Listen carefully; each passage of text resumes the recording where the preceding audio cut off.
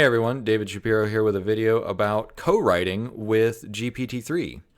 So co-writing is something that you can do. It's pretty easy. Usually you use the older engine, kind of the default settings, and you just provide just a little bit of framing, and then you start writing a story. So let's say let's use Steve Hadley. You're not supposed to start fiction with woke up, but we're amateur writers. Woke up on the Martian transit vessel. What should the name of this ship be? Blah blah blah. Brain fart. Let's just call it the Frog Prince. Sure. Sorry, I haven't had enough coffee today. The alarms were blaring. Something had gone horribly wrong. All right, let's see what GPT-3 says.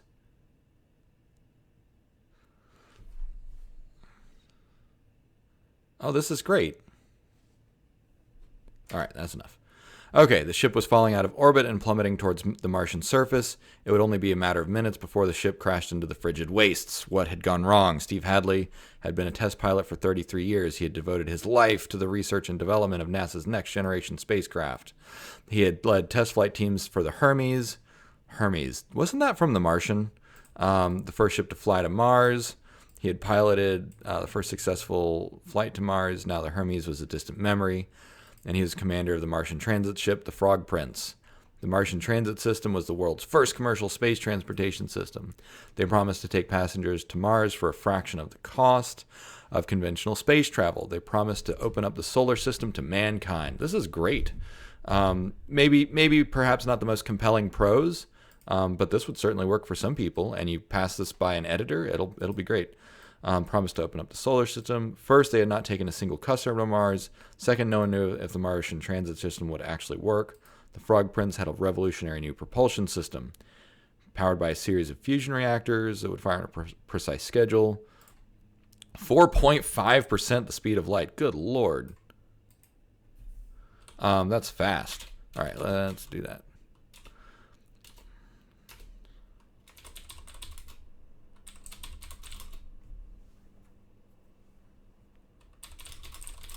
Read on the situation, but all the telemetry was dead.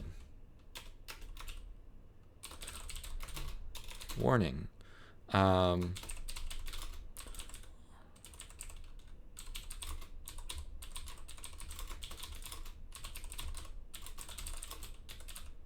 Please correct flight path. Okay, so sorry, I should have been saying that out loud. Steve tried to get a read on the situation, but all the telemetry was dead. Warning, orbital catastrophe detected. Please correct flight path. Flight path. There we go. I know how to speak, I promise.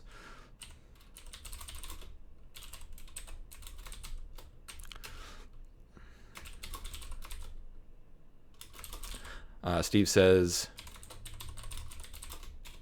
I know, I don't exactly want to end up as a smear in, what is it called? Planitia.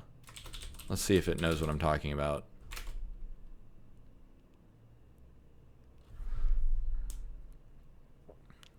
Okay, it says, please calculate a countermaneuver. The AI responded. Here, that's plenty.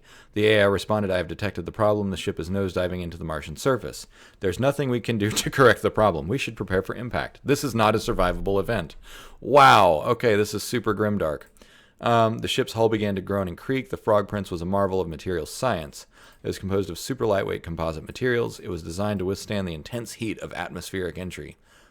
It was designed to withstand the shock of landing on the Martian surface. It had never been designed to withstand an uncontrolled re-entry. The AI said impact in 30 seconds. Steve said, at least tell me where I'm going to die. Let's see. And then it starts repeating itself. So that's fine.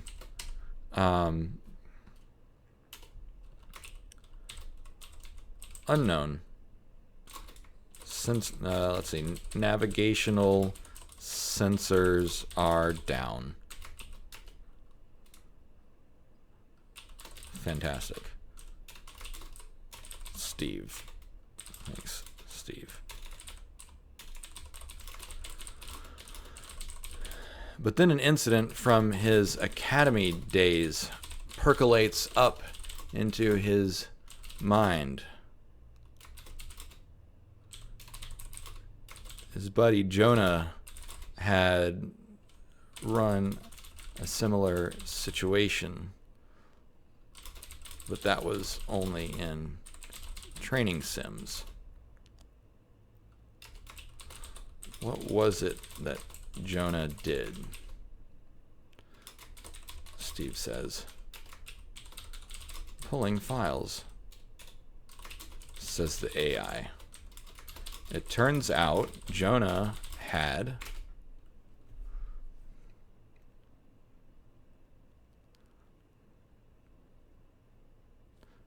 okay, it keeps going. Essentially used the force of the ship's propulsion to slow their descent. Steve had to be quick. He had to figure out the math before they hit. Hey, what's the acceleration of the ship? Unknown. I do not have a valid trajectory solution. How much fuel do I have left? Okay, so it's super, super repetitive. That's fine. I know, just do it. I've performed the maneuver. There's no... Okay. That's not exactly what I was hoping for. So let's increase frequency penalty to 0.5. Clear this out and try again.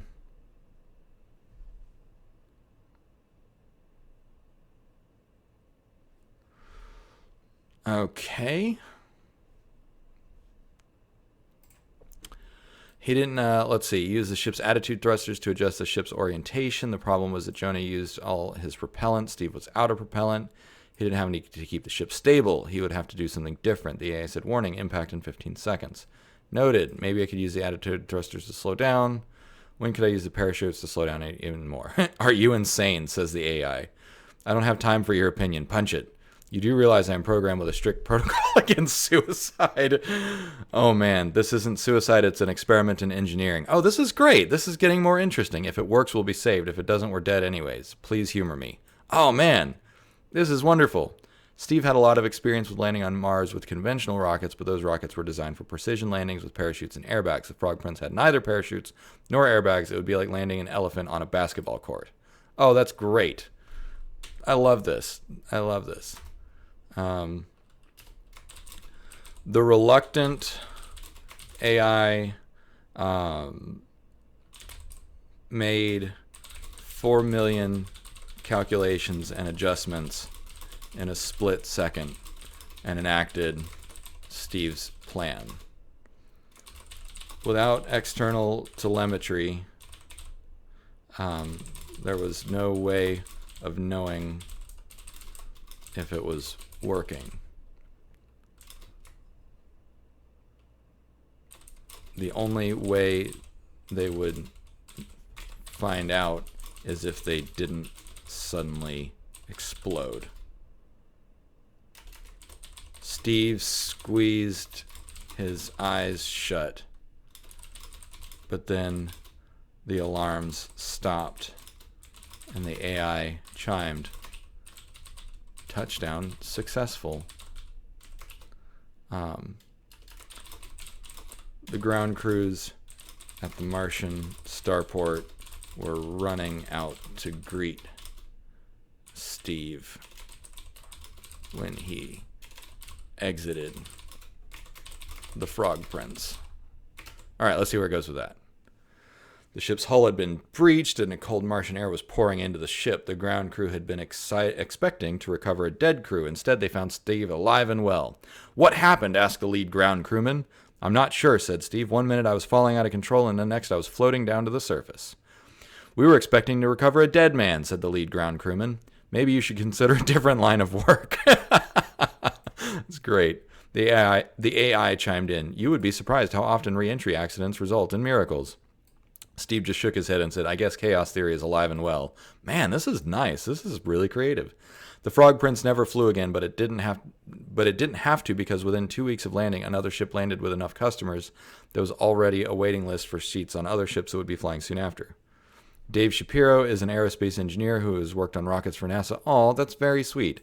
I actually haven't done that.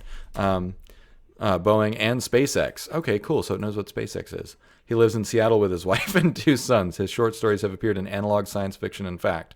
His short story, The Martian Transit, was one honorable mention at the 2014 Writers of something.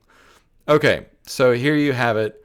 Here's a co-written short story with GPT-3. It is 1,200 tokens long, which is about what is it? 1 token. So it's about 1 word per token. If you use conventional ones, some longer words like super lightweight, this could be 3 or 4 tokens. So let's just say this is about 1,000 words. So this is flash fiction. Yeah, I had no idea where it was going. You saw I just gave it an opening prompt, and then it just took it and ran with it.